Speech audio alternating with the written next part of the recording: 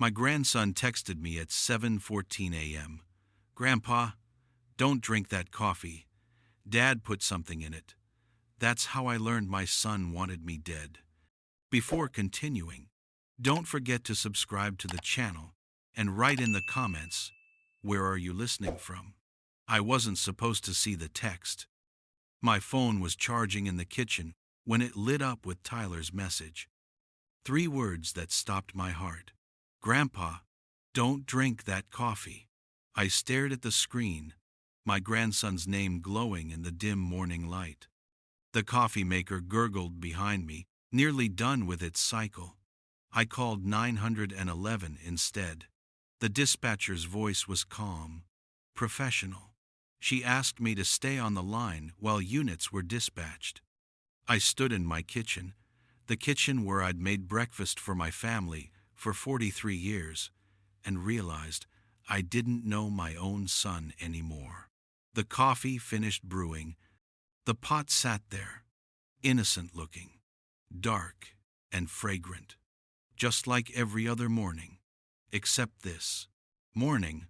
My 14-year-old grandson had warned me not to drink it. "Sir, can you tell me what makes you think the coffee is contaminated?" The dispatcher's question pulled me back.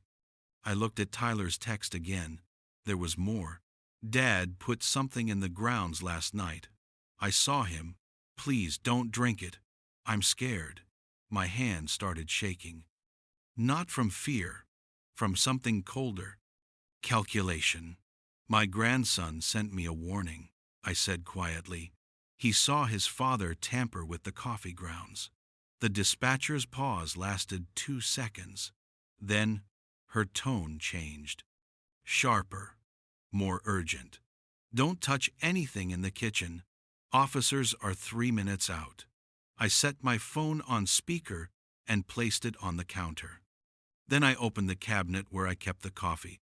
The bag was there, folded neatly, exactly where it always was, but the clip was on the wrong side. I always clipped it on the left. This was clipped on the right. Small thing, tiny detail, the kind of thing you'd never notice, unless you were looking. Unless your grandson had just warned you that your own son was trying to poison you. I heard sirens in the distance, growing louder.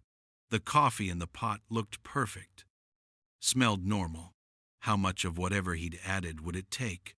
How long had he been planning this? The police arrived in 2 vehicles, 4 officers. One of them was young, maybe 30. The other 3 had the tired eyes of people who'd seen too much. The older one, Officer Mitchell, according to his badge, looked at the coffee pot and then at me.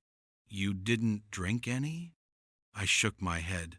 "My grandson warned me." Mitchell nodded slowly. "Smart kid, brave kid." He pulled out gloves and evidence bags. "We'll need to test this. The grounds, too. Don't touch anything else in the kitchen until we're done." They worked methodically, photographing everything, bagging the coffee pot, the grounds, the filters, even the water reservoir in the machine. Mitchell asked me questions while his team worked. Where was my son now? When had I last seen him? Who else lived in the house? I answered each one, my voice steady despite the tremor in my hands. Just me, widower for 6 years.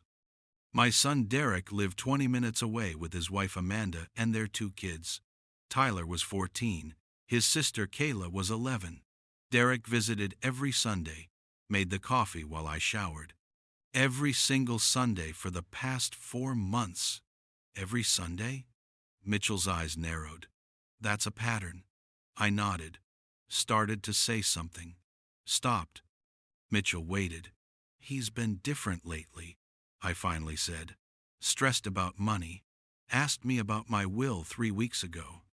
Asked if I'd thought about making things easier on the family. Said probate was expensive. Said I should just add his name to the house deed now. Save everyone the hassle." Mitchell wrote that down. Every word. The other officers finished their work. 27 photographs. 8 evidence bags. One of them, a woman with kind eyes and an evidence kit, swabbed the inside of my coffee mug, the one I used every morning, the one Derek knew I'd use. She sealed the swab in a tube and labeled it carefully. "We'll rush the analysis," she told Mitchell. He nodded. Then they asked me about Tyler, how he'd sent the message, whether Derek knew. I pulled up the text thread, showed them. Mitchell's jaw tightened. "This boy might have saved your life." He looked at me. "Do you have somewhere else you can stay until we know what we're dealing with?" I thought about that. Hotels, friends, my brother in Phoenix. Then I thought about Tyler, trapped in that house with Derek, who'd just tried to kill me. Who would know, very soon, that it hadn't worked, that the police were involved, that his son had betrayed him? "I need to get Tyler," I said. My voice came out harder than I intended. Mitchell shook his head. "We'll send a unit. You can't." I cut him off. "He's my grandson. He just saved my life. I'm not leaving him there." The room went quiet. The officers looked at each other, some silent communication I wasn't part of. Finally, Mitchell nodded. "We go together, my car, and you stay behind me the entire time. Understood?" The drive to Derek's house took 12 minutes. Felt like 12 hours. Mitchell drove. I sat in the back, like a criminal, like someone being protected. Both, maybe. We pulled up to the brick colonial I'd helped Derek buy 8 years ago. Put down $30,000 for the down payment. Paid off his credit card so his debt-to-income ratio would qualify. Another $20,000. Small amounts. Family money. The money I'd saved working as an electrical engineer for 37 years. The money my wife Margaret and I had set aside for retirement, for emergencies, for helping our only child build a life. Derek's car was in the driveway. Amanda's minivan was gone. School drop-off, probably. Kayla would be at middle school. But Tyler was high school age. His schedule started later. Ninth period PE, he'd told me, didn't start until 9:30. It was 8:45. Mitchell checked his watch, touched his radio, called for backup. "Possible 207A, he said quietly. "Juvenile witness in potential elder abuse case. Father is inside, may be aware of police involvement." The radio crackled. Another unit confirmed they were en route. We waited. 3 minutes. 5. A second patrol car pulled up. 2 more officers. One of them was a detective. Plain clothes. Detective Sarah Williams. She was tall, composed, and looked at me with the expression of someone who'd worked too many cases like this. "Mr. Morrison," she said. It wasn't a question. Mitchell had briefed her. "I'm going to go to the door with Officer Mitchell. I need you to wait here. If Tyler comes out, you can talk to him. But Derek doesn't know you're here. Not yet. Understood?" I nodded. Sat in the back of the patrol car while they approached the house. Watched through the window as Mitchell knocked. Firm. Professional. The door opened. Derek stood there. My son, 6'2", still had the build of the college linebacker he'd been, graying at the temples now. He looked at the officers. His face showed confusion, then concern. The good son, the worried citizen. I couldn't hear what they were saying, but I saw Derek's body language shift. Defensive. His hands came up. Not aggressive. Explanatory. Mitchell said something, pointed back toward the car. Toward me. Derek's eyes found mine through the window. For 1 second, everything stopped. His expression didn't change much. Just a flicker, a tightness around his mouth. But I knew, he knew, that I knew. The coffee hadn't worked. His son had warned me. And now the police were at his door asking questions. I watched my son's face and saw a stranger looking back. Mitchell said something else. Derek shook his head, stepped back inside, tried to close the door. Mitchell's foot stopped it. His hand went to his belt, not his gun, his radio. More words I couldn't hear. Then Tyler appeared behind Derek, my grandson, tall for 14, skinny, wearing his school hoodie, his backpack over one shoulder. He saw me in the car and his whole face changed. Relief and terror mixed together. He pushed past Derek. Mitchell let him. Derek reached for Tyler's arm. Mitchell stepped between them. Tyler ran to the car. I got out. Met him halfway up the driveway. He crashed into me, arms around my waist, face buried in my shoulder. He was shaking. "I'm sorry, Grandpa. I'm so sorry. I didn't know what to do. I heard him on the phone last night, talking to someone, saying it would look natural. Heart attack. Old man's heart just gave out. And then I saw him in the kitchen, saw him pour something into the coffee bag, white powder, from a little bottle. He hid it in the garage after, behind the paint cans." The words tumbled out. Fast and broken. I held him, stroked his hair like I used to when he was small. "You did the right thing," I told him. "You saved my life." Behind us, more was happening. Derek was shouting now, demanding to know what this was about, threatening to call his lawyer. Detective Williams said something quiet. Derek went silent. Mitchell was on his radio again. Within minutes, a third car arrived. Crime scene unit.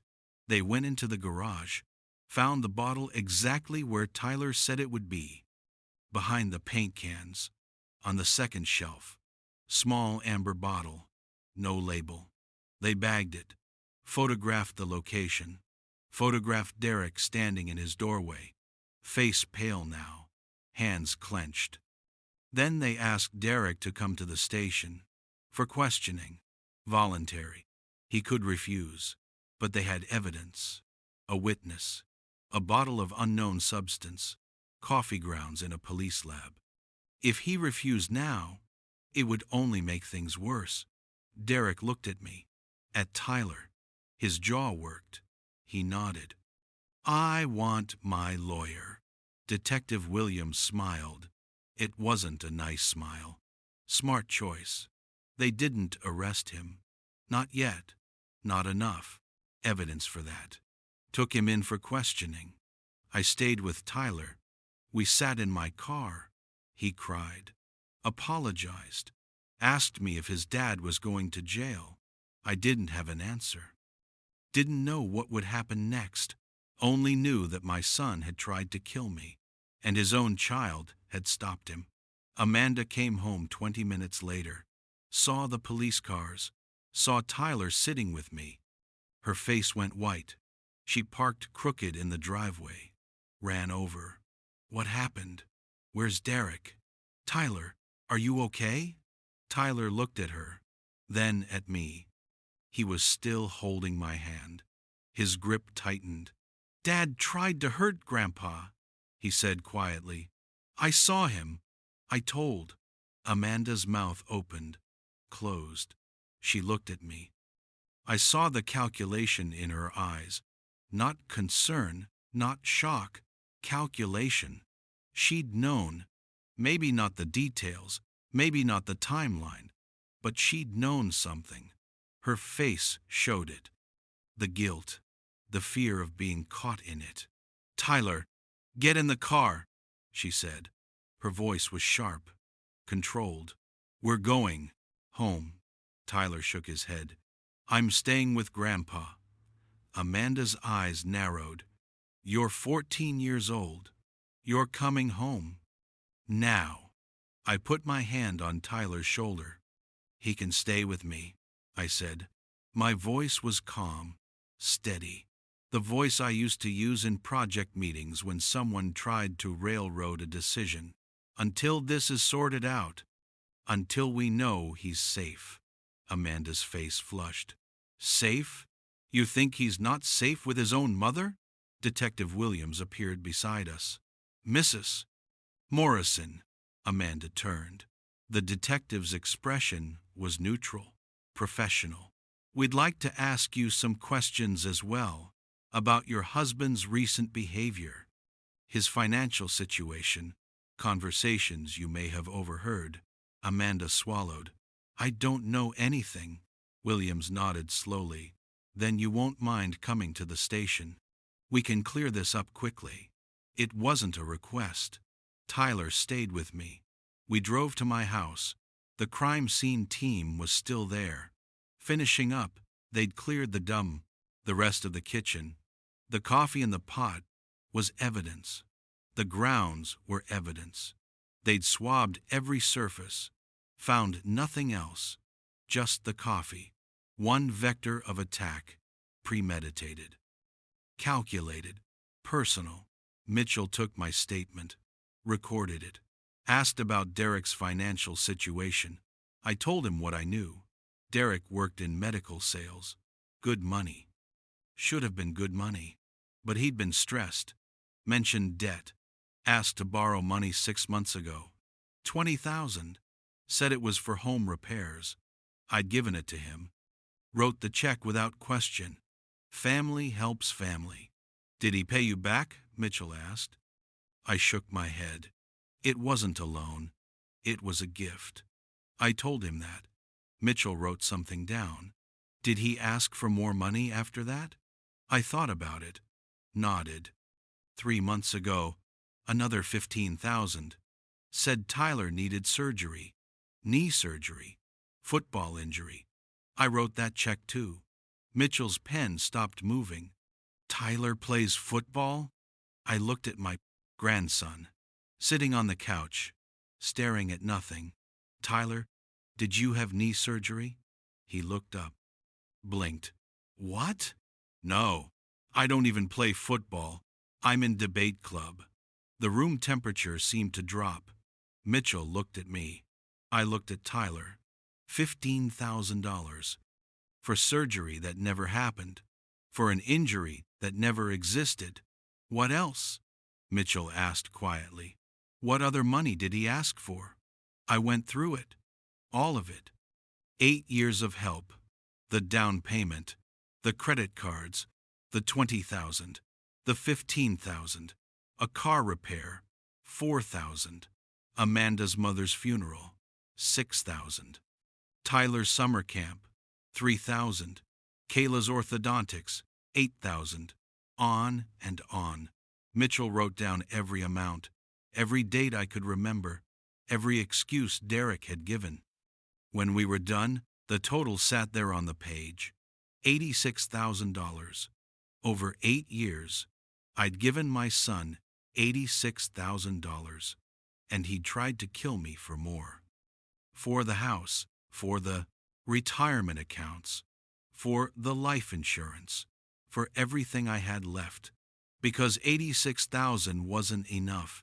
Because he wanted it all. And he wanted it now. Mitchell closed his notebook. We'll need bank records, copies of checks, any documentation you have. I nodded. I keep everything. File cabinet in my office. Every statement, every receipt, every check register going back 20 years. Mitchell almost smiled. Of course you do. You're an engineer. I did smile then. Cold and thin. Electrical engineer. We document everything. It's how we prove the system works. Or prove when someone's trying to make it fail. The tests came back 3 days later. Thallium sulfate. Rat poison. Old-fashioned. Deadly. Tasteless. Odorless. Causes heart failure. Organ damage. Looks like natural causes if no one's looking for it. If there's no reason to suspect, if the victim is 71 years old with a family history of heart disease, Derek had done his research, found something that would work, would hide, would let him stand at my funeral and cry and collect his inheritance, and no one would ever know, except Tyler had known, had seen, had been brave enough to send a text message that saved my life. The district attorney charged Derek with attempted murder, first degree, premeditated. The evidence was overwhelming. The coffee grounds tested positive. The bottle in the garage was half empty, enough missing to kill someone twice over. Derek's internet search history showed queries about thallium, about dosage, about detection, about symptoms of heart failure in elderly men. His phone records showed calls to a number registered to a chemical supply company in Nevada, Gray Market, the kind of place that sells things without asking too many questions. Amanda lawyered up, claimed she knew nothing. Tyler said different, said he'd heard them arguing about money, about my money, about when I was going to die and stop being a burden, about how the house alone was worth $400,000, about how my retirement accounts had another $600,000, about how my life insurance was $250,000, about how between everything, Derek stood to inherit nearly $1.5 million. If I died, if it looked natural, if no one suspected. The preliminary hearing was surreal. I sat in a courtroom and listened to lawyers describe how my son had planned to murder me, listened to Tyler testify, watched him point to his father and say, "He put poison in Grandpa's coffee," watched Derek stare at the table, never looked at Tyler, never looked at me, just stared at the wood grain like it held answers. Amanda sat behind him, face blank. Kayla wasn't there. Someone had kept her away. Probably better. She was 11. Didn't need to hear this. Didn't need to know what her father had done, what her mother had allowed. The judge ordered Derek held without bail, flight risk, danger to witnesses. Specifically to Tyler, the boy who'd betrayed him, the son who'd chosen his grandfather over his father. Derek's lawyer argued, said Derek was a respected member of the community, had ties, a job, a family. The prosecutor stood up, reminded the judge that Derek had attempted to murder his own father for money, that his son was terrified of him. That phone records showed Derek had called Amanda 17 times after the police picked him up, that 3 of those calls had come from the holding cell, that in one of those calls, recorded by the jail, Derek had said, "Tyler's going to regret this." Bail denied. Derek went back to county lockup. Amanda went home. Tyler stayed with me. We didn't talk about it much. He went to school, did his homework at my kitchen table, the same table where I'd almost drunk poisoned coffee. We moved the coffee maker to a different counter. Didn't help. Every morning, I looked at it and remembered. Every morning, I made coffee and thought about how much thallium had been in those grounds. How much Derek had measured out, whether he'd done it carefully, whether he'd thought about me at all, whether he'd imagined sitting at my funeral, lying to my friends, playing the grieving son. At night, Tyler had nightmares. I'd hear him crying in the guest room. I'd go in, sit on the edge of the bed. He'd apologize. Always apologize. Like saving my life was something to be sorry about. "You did the right thing," I'd tell him. "Every time. You did the brave thing. You saved me. Do you understand that? You saved my life." He'd nod, but I don't think he believed it. Not fully. He'd betrayed his father. That's how he saw it. That's the weight he carried. I called a therapist, got Tyler into counseling. Twice a week, the therapist said it would take time. Said Tyler was processing trauma, grief, guilt, loss of family structure, fear for his future, all of it tangled together. She said I was doing the right thing, giving him stability, safety, a place where he didn't have to be afraid. I nodded and wrote the check for the sessions and drove Tyler to appointments and wondered how we'd gotten here, how my son had become someone who'd poison his own father, how my grandson had become the adult in his family. The trial date was set for 4 months out.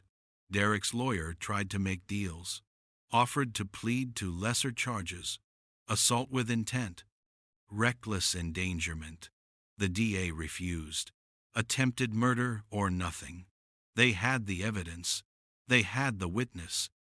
They had Derek's own words on recorded jail calls. The old man should have just signed the papers when I asked. He'd told Amanda in one call. Would have been easier for everyone. That call alone was enough to kill any sympathy defense. The jury would hear that. Would hear my son call me the old man, like I was a problem to be solved, an obstacle to be removed. Tyler's mother called once, asked if Tyler could come home, said she missed him, said Kayla missed him. Tyler took the call in his room, came out 20 minutes later, eyes red. I told her no, he said quietly. I told her I can't live there anymore. I told her I know she knew. Maybe not about the coffee, but about Dad wanting you gone. About the money. She knew. I pulled him into a hug, held him while he cried. You don't have to go back, I promised. Not ever. Not unless you want to. We established a routine, Tyler and I, breakfast together. He'd make toast. I'd scramble eggs. We'd eat and talk about school, about his debate tournaments, about college plans. He was smart, straight A's. Wanted to study law. I want to help people, he said one morning. People like you. People who get hurt by their own families. I looked at my grandson, 14 years old, already thinking about justice, about protection, about making sure what happened to us didn't happen to others. You'll be a great lawyer, I told him. Meant it. The trial lasted 3 weeks. Tyler testified on day 4. The defense attorney tried to shake his story. Suggested he'd misunderstood what he saw. Suggested he was angry at his father, acting out, making up stories. Tyler sat in the witness box and calmly repeated what he'd seen, what he'd heard, what he'd done. I saw my father pour white powder from a bottle into my grandfather's coffee grounds, he said, voice steady, clear. I heard him tell someone on the phone that it would look natural, that no one would question an old man having a heart attack. I sent my grandfather a warning because I didn't want him to die. I knew what my father was doing was wrong. The defense attorney asked if Tyler loved his father. Tyler looked at Derek, then at me. I used to, he said quietly, before I knew what he was capable of. The courtroom was silent. The jury watched Tyler. Watched this kid who'd had to choose between his father and his grandfather, who'd chosen right, who was living with that choice. Derek stared at the table, still wouldn't look at his son. The prosecution called me on day 7, asked me to walk through the relationship with Derek, the money I'd given him, the help I'd provided. I testified for 3 hours, laid it all out, every check, every excuse, every request. The prosecutor showed the jury copies of all $86,000 in documentation, showed Derek's search history, showed the phone records, showed the bottle of thallium, showed photographs of the coffee grounds, the coffee pot, my kitchen, made it real, made it impossible to ignore. Derek's defense was weak.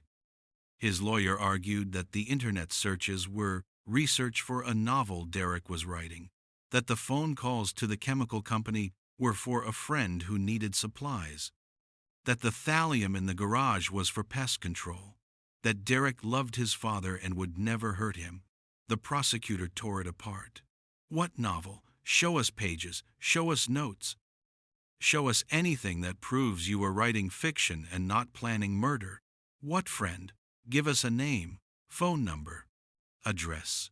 Let us talk to them. Pest control? For what? You live in a suburb. You don't have a rodent problem. Your neighbors confirmed that. Your pest control company confirmed You've never requested rat poison. Every answer fell apart. Every explanation crumbled. The jury deliberated for 6 hours, came back with a verdict. Guilty. Attempted murder in the first degree. Derek's face didn't change. Amanda made a sound. Something between a gasp and a sob. Tyler sat beside me, squeezed my hand. I squeezed back. On the other side of the courtroom, my son was led away in handcuffs. I watched him go. Felt nothing. No anger. No satisfaction. No grief. Just emptiness. The man I'd raised was gone. Had been gone for a while. I just hadn't seen it. Hadn't wanted to see it. Sentencing came 4 weeks later. The judge gave Derek 20 years, eligible for parole in 12. The prosecutor had pushed for 25. The defense had begged for 10. 20 was the compromise. 20 years for trying to kill his father for money, for planning it, for measuring out poison, for waiting until Sunday mornings when he knew I'd be alone, vulnerable, trusting. The judge said Derek had violated the most fundamental bond of family, had weaponized trust, had calculated murder with the cold precision of someone who saw his father not as a person but as an asset, an inconvenience, a number on a balance sheet. Derek was taken away. Amanda filed for divorce 3 days later, moved out of the house, put it up for sale. I didn't know where she went. Didn't care. Tyler moved into my house permanently. We made the guest room his room, painted it, bought new furniture, put up his debate trophies, his photos, made it a space that was his. That felt permanent. That said, you belong here, you're safe here, this is home now. The civil suit came next. My lawyer suggested it. Sue Derek for the $86,000. Sue Amanda as an accessory if possible. Get back what they'd taken. I hesitated, thought about it. Then I remembered Derek's voice on that jail recording. The old man should have just signed the papers. Remembered him calling me a burden. Remembered the coffee pot with poison in it. Remembered Tyler's text. Grandpa, don't drink that coffee. I signed the paperwork. The case was straightforward. Derek couldn't defend from prison. Amanda tried, claimed she'd never known about the money, claimed Derek had handled all the finances, claimed she was a victim too. The bank records said otherwise. Joint account, both names, $86,000 in deposits from me to them over 8 years. She'd seen every transaction, signed every thank you card, smiled at every family dinner, knew exactly what they were taking. The judge agreed, joint and several liability. They owed me $86,000 plus interest plus legal fees. Total came to $94,000.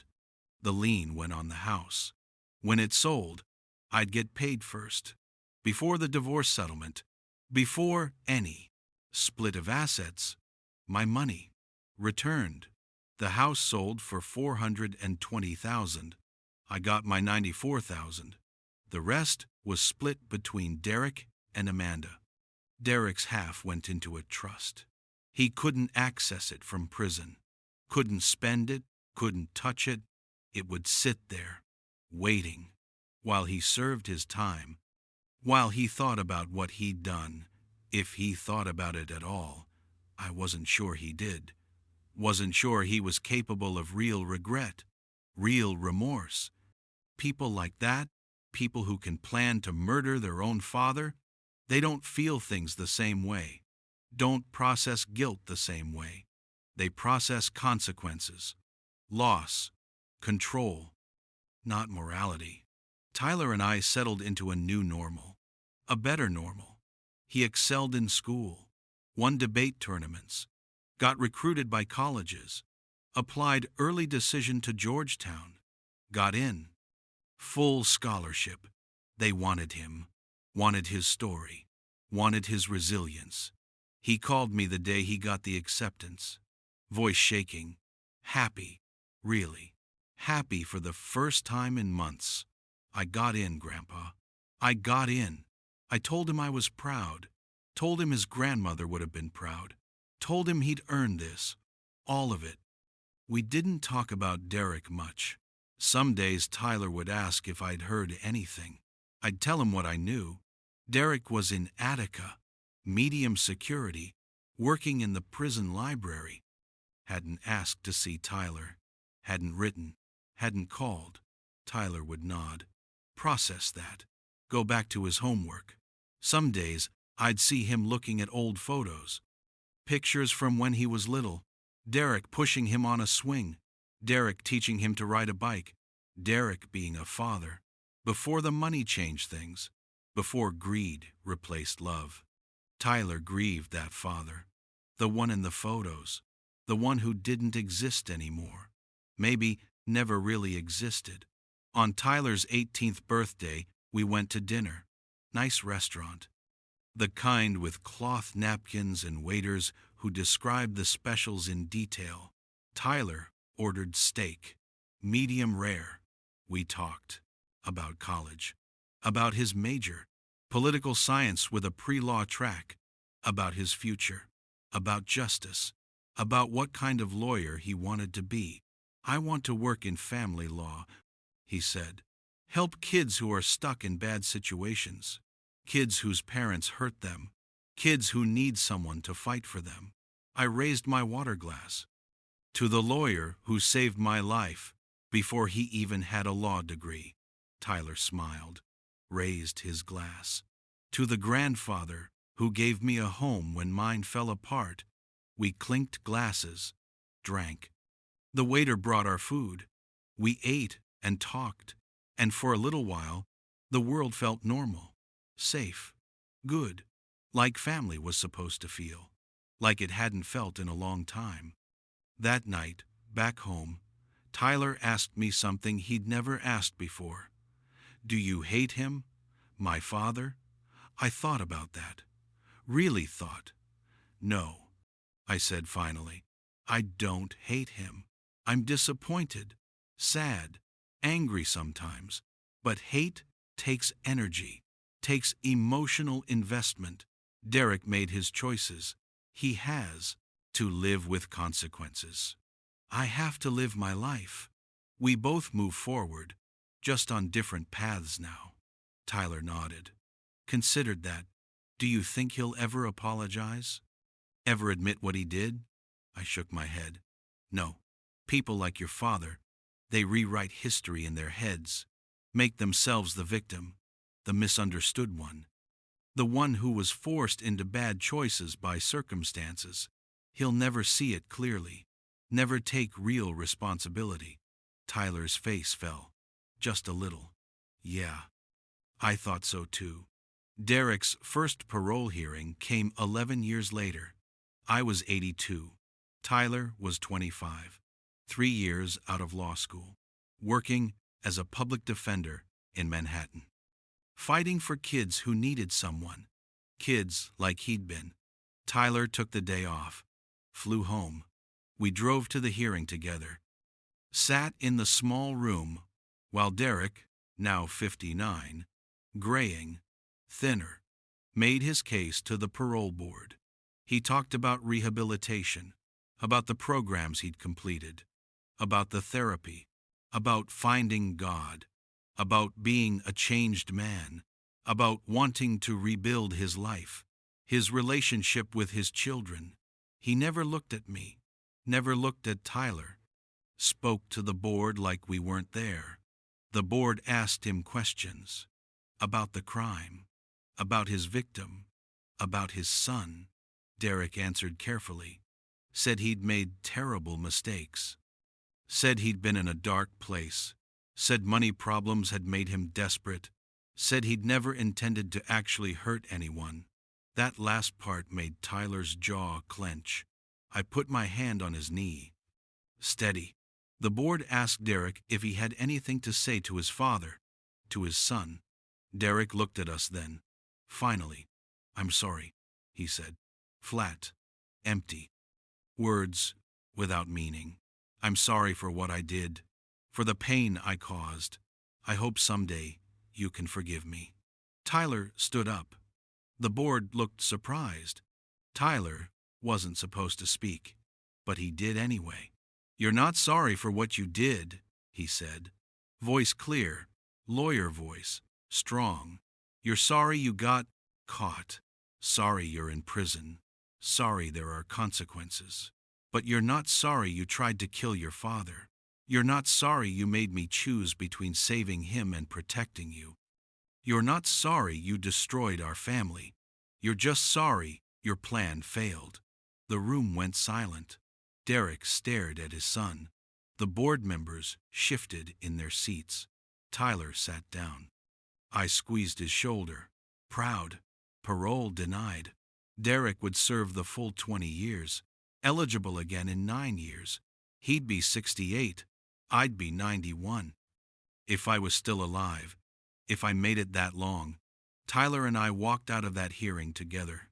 Drove home. Didn't talk much. Didn't need to. The silence was comfortable. Understanding. We'd shown up. Faced Derek.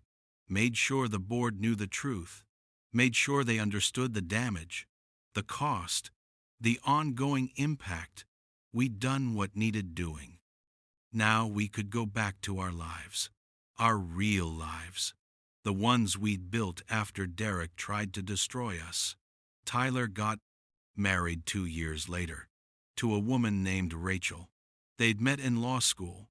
She was smart, kind, saw Tyler clearly, loved him completely, knew his history, knew about Derek, about the coffee, about the choice he'd made at 14. She loved him anyway.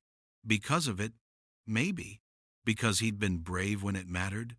Because he'd chosen right when it was hard. I walked Tyler down the aisle. His mother wasn't there. She'd moved to Florida, remarried, cut ties with Tyler after he testified at Derek's parole hearing. Said he was choosing sides. Being unfair. Tyler had told her there were no sides, just truth and lies. She'd hung up, hadn't called since, but Rachel's family was there, warm and loving and welcoming. They'd adopted Tyler as one of their own, treated me like family too. Rachel's father gave a toast at the reception, talked about Tyler's courage, his integrity, his loyalty. Looked at me and said, "You raised him right. After everything, you gave him a home and raised him right." I teared up, didn't try to hide it. Rachel's mother hugged me. "You're family now," she said. "Our family. Always." I believed her. Tyler and Rachel had a daughter 3 years later. Named her Margaret. After my late wife. After Tyler's grandmother. They asked me to be there for the birth. I held my great-granddaughter in the hospital. Tiny and perfect and completely unaware of the complicated history that had brought us here. Tyler watched me hold her. "She'll never know, Derek," he said quietly. "I won't let him hurt another generation." I nodded. "That's your choice to make. You're her father. You protect her however you see fit." Tyler's eyes got wet. "I'm going to be better, different. She'll never doubt she's loved, never doubt she's safe. Never have to choose between me and someone I'm hurting." I kissed his forehead. "You already are better. You already are different. She's lucky to have you." Derek sent a letter when he heard about Margaret's birth. It arrived at my house, forwarded from the prison. Tyler read it, didn't show me, just told me the summary. Derek wanted to meet his granddaughter, wanted to be part of her life, wanted Tyler to bring her to visit, wanted a second chance at family. Tyler threw the letter away, didn't respond, didn't acknowledge it. Derek was a stranger now, a name from the past. Not a father, not a grandfather, just a man in prison who'd made irreversible choices, who'd lost his family through his own actions, who'd have to live with that loss. I'm 87 now, still living in my house, the same house Derek tried to kill me for, Tyler and Rachel and Margaret visit every Sunday. We have dinner. Margaret calls me Pop Pop. She's 4, bright and curious and full of questions. She asks why her daddy gets sad sometimes, why he holds her extra tight when they say goodbye. Tyler tells her it's because he loves her, because she's precious, because some people don't appreciate what they have until it's gone, and he never wants to make that mistake. She accepts that, hugs him back, says, "I love you, Daddy," every time. Like a promise, I've updated my will, left the house to Tyler. The retirement accounts split between Tyler and Margaret's education fund, the life insurance to Rachel, everything documented, notarized, filed with my attorney. No ambiguity, no fights, no questions about who gets what. Derek isn't mentioned, isn't included, isn't part of my legacy. He made his choice. This is mine. Tyler will inherit what he saved, what he protected, what he earned by being brave and good and true, by choosing love over greed, life over money, me over his father. Some nights I still think about that morning, the coffee pot, the text message, how close it came. 3 words from Tyler: "Grandpa, don't drink that coffee." 3 words that changed everything, saved everything. I think about Derek, measuring out poison, calculating dosage, planning my death. I think about what would have happened if Tyler hadn't seen, hadn't sent that text, hadn't been brave. I'd be gone. Derek would have played the grieving son, inherited everything. And Tyler would have lived with the knowledge forever, the guilt, the weight of knowing and saying nothing. But Tyler did say something, did the hardest thing a child can do. Betrayed his father to save his grandfather, chose truth over loyalty, justice over family, and in doing so, saved us both, saved me from death, saved himself from becoming an accomplice through silence, saved Margaret from growing up with a grandfather who'd murdered for money, saved generations from that poison, from that legacy. I called 911 instead of drinking that coffee. But Tyler's the one who really saved me. At 14 years old, with 3 words on a text message, with courage that most adults never find, with a moral clarity that shamed make any father proud. I tell him that. Often, tell him he's my hero. He always looks uncomfortable, changes the subject, doesn't see himself that way. But I do. Rachel does. Margaret will, someday, when she's old enough to understand. Tyler saved my life, and I got to watch him build his own. Got to see him become the man Derek could have been, should have been, the man Derek's father raised him to be. Before greed and entitlement rotted that foundation, the coffee maker is long gone. Replaced, but I still think about it every morning when I make my coffee. Still remember, still feel the ghost of that fear, that betrayal, that moment when I realized my own son wanted me dead. But I also remember Tyler's text, the warmth of his hug when he ran to me in the driveway, the feel of his hand in mine during the trial, the sound of his voice at Derek's parole hearing, the sight of him holding his daughter, all the moments after, all the life I got to live because my grandson was brave. Derek will be released eventually. I'll be 91. Probably won't be here to see it. That's okay. Tyler will be. Tyler will make sure. Derek understands the boundaries, the distance, the consequences that last beyond prison walls. We'll make sure Margaret is protected. We'll make sure history doesn't repeat. I trust him completely. Trust him the way I once trusted Derek. But Tyler earned that trust, proved it, saved my life with it. On quiet evenings, when Tyler and Rachel have gone home and the house is silent, I sit in my chair and think about family, about what it means, about blood versus bond. About the family you're born into versus the family you choose. Derek was my blood, my only child. I'd have done anything for him, did do everything for him, gave him money, time, love, trust, and he tried to kill me for more, tried to take everything, including my life.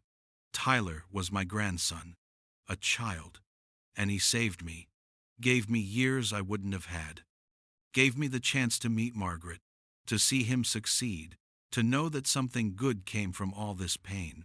Real family isn't who shares your DNA, it's who shows up, who protects you, who makes the hard choices, who loves you more than they love comfort or approval or peace. Tyler is my real family. Rachel is my real family. Margaret is my real family. They're who I wake up for, who I stay healthy for, who I want to leave something good behind for. Not money, though there's that, but example, legacy. The knowledge that when evil came for us, we didn't let it win.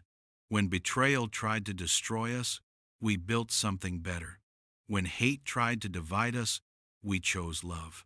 I'm old now, 87. Heart's not what it used to be. Neither are my knees. But I'm here, alive, drinking my coffee every morning without fear, spending Sundays with my family. My real family. The ones who want me at their table, who call to check on me, who bring their daughter to meet Pop, who make me feel loved and wanted and valued, not for my money, not for my house, not for what I can give them, just for being me, for being here, for being theirs. That's the gift Tyler gave me. Not just life, but good life, family worth living for, purpose beyond surviving. He saved me from Derek's poison. But more than that, he saved me from dying alone and unmourned by people who actually loved me. Saved me from a funeral full of lies and fake tears and a son who'd killed me counting his inheritance in the front pew. Tyler gave me truth, justice, family, love, all the things Derek tried to take, all the things that matter, all the things money can't buy, but trying to steal them can cost you everything. I'm grateful every day, every coffee, every Sunday dinner, every time Margaret climbs into my lap and asks for a story, every time Tyler hugs me goodbye and holds on just a second longer than necessary, every time Rachel tells me I'm the grandfather she always wished she'd had. I'm grateful for the text message, for my grandson's courage, for the chance to live long enough to see evil punished and good rewarded and family redefined, for the chance to know that, when I'm gone, I'll leave behind something better than money. I'll leave behind Tyler, who learned from his father's mistakes, who chose different, who'll teach Margaret to choose different too. That's my legacy. That's what matters. That's what Derek's poison couldn't touch. Some people say forgiveness is important, that you can't move forward without forgiving. Maybe that's true. I haven't forgiven Derek. Don't think I will. Don't think I need to. He tried to kill me. That's not something that gets forgiven. It gets survived, prosecuted, prevented from happening again. But forgiven? No. Some things are beyond forgiveness. Some betrayals are too deep, too calculated, too evil. Derek chose poison, chose murder, chose money over his father's life. Those choices have consequences. One of those consequences is never being forgiven. Living with that knowledge, that weight, that permanent separation. He earned that. He can keep it. But I've let go of the anger, the bitterness, the constant replay of that morning. I've moved forward, built a life with Tyler and Rachel and Margaret, found peace in the family we chose, found purpose in the years I've been given, found joy in Sunday dinners and birthday parties and watching Margaret grow. That's not forgiveness. That's survival. Growth. Choosing life over the person who tried to take it. Choosing love over hate. Choosing forward over backward. Derek's in my past. Tyler's my present. Margaret's my future. That's how it should be. That's how it is. Grandpa, don't drink that coffee. 3 words, 11 characters, 1 text message, 17 years ago now, and I'm still here, still drinking coffee, still living, still loving, still grateful, still proud of the grandson who saved me, who became more of a man at 14 than his father ever was, who built a life and a family and a career around making sure what happened to us doesn't happen to others, who turned trauma into purpose, fear into courage, loss into found family. Tyler saved my life, and then he showed me how to live it, really live it, fully, gratefully, surrounded by people who actually love me. That's the real gift, the one that keeps giving, every single day, every single coffee, every single Sunday, the gift of life, real life, good life, family life, the life Derek tried to take and Tyler gave back. I'll be grateful for that until my last breath, and even then, I'll die knowing my grandson loved me enough to save me, knowing I lived long enough to tell him thank you, knowing I left behind a legacy of courage and truth, and choosing right when it's hard, knowing that's worth more than all the money Derek killed for, worth more than anything, worth everything. If you like this story, please like it, subscribe to the channel, and share your impressions in the comments. To listen to more stories, click on the window on the right.